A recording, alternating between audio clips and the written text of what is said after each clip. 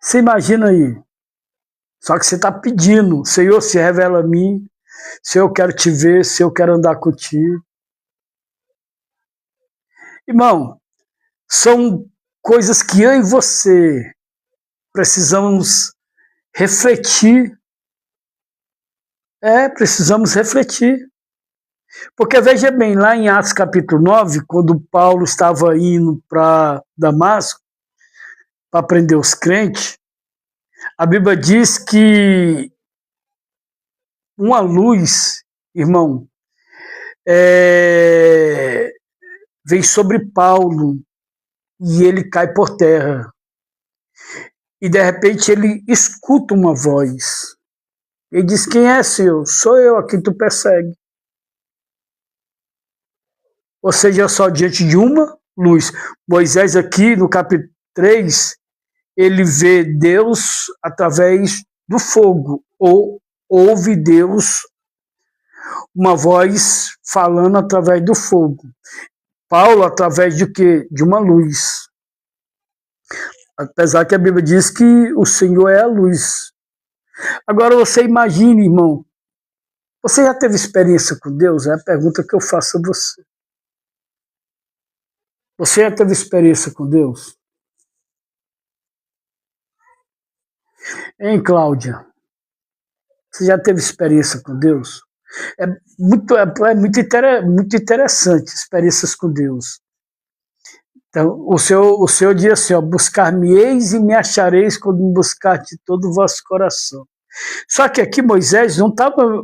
Aqui a Bíblia não diz que Moisés estava indo buscar Deus.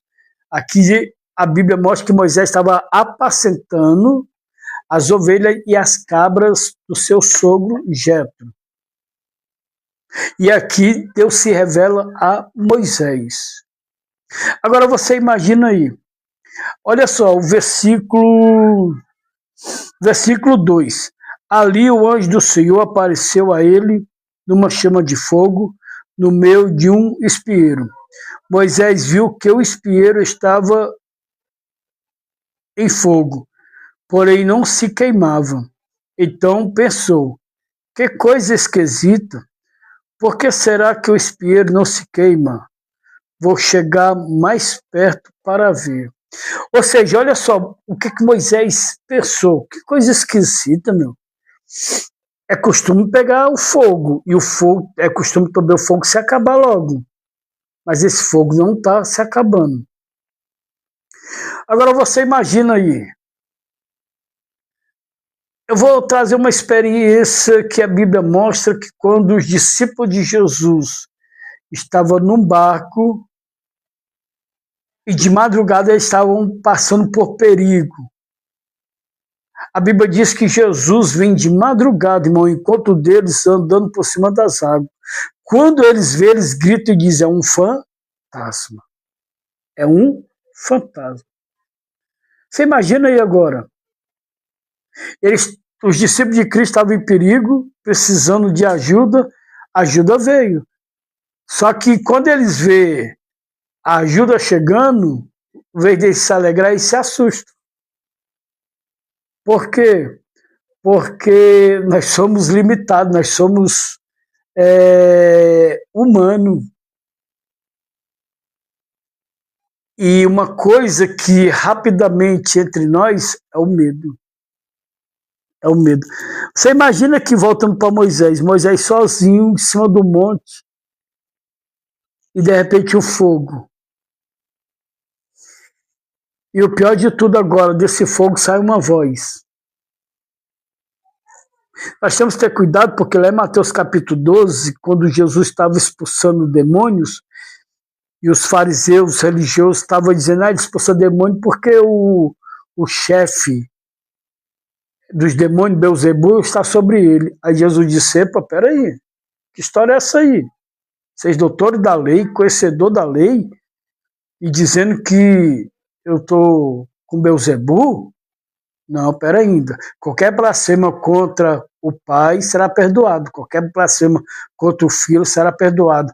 Mas contra o Espírito Santo já está condenado. Se eu expulso os demônios pelo Espírito de Deus, em outra tradução vai dizer pelo dedo de Deus, é porque é chegado até vós o reino de Deus. Aí, por nós não termos discernimento, entendimento, nós estamos atribuindo as coisas de Deus para o diabo. Tem coisas que a gente vê que a gente acha que é meninice, mas nós temos discernimento para discernir se realmente é obra da carne, é do diabo. Eis a questão. Precisamos ter discernimento. Nós não podemos julgar pelo que nós vemos. Para começar, será se nós temos esse, como é que eu posso citar aqui, esse entendimento para julgar as coisas, o que é de Deus, o que não é, uma manifestação? Nós temos que ter cuidado. Porque Deus tem as suas maneiras de se manifestar. Olha só, Deus usa uma jumenta para repreender o profeta. Deus usa um galo para alertar Pedro do que ele tinha dito antes.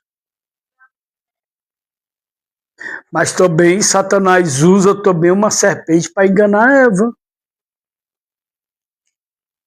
Precisamos ter discernimento para entender se é Deus que está falando.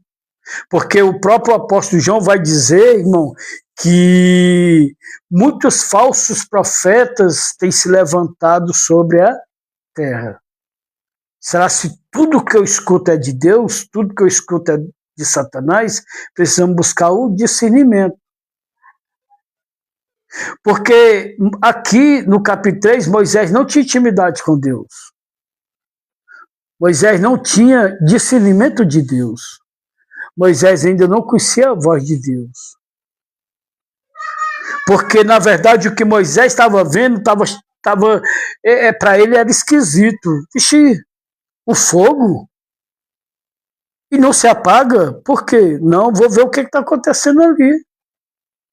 Só o que surpreende Moisés, queridos, é que quando a Bíblia diz que Moisés ele vai agora querer se aproximar do fogo, por ele querer se aproximar do fogo, aí o que acontece agora?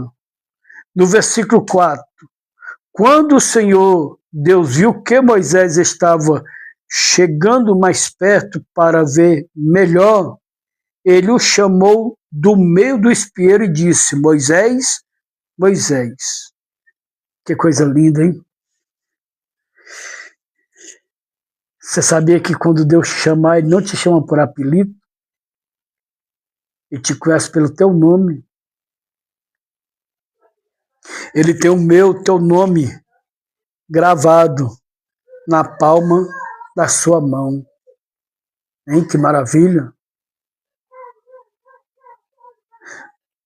Muitas das vezes a gente acha que Deus esqueceu da gente. As coisas acontecem por acaso, é força do destino, não. Bom, Deus tem um propósito.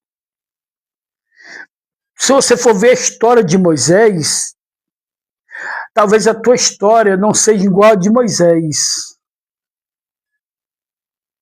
Mas na tua história tem um propósito. Você crê? Você acredita?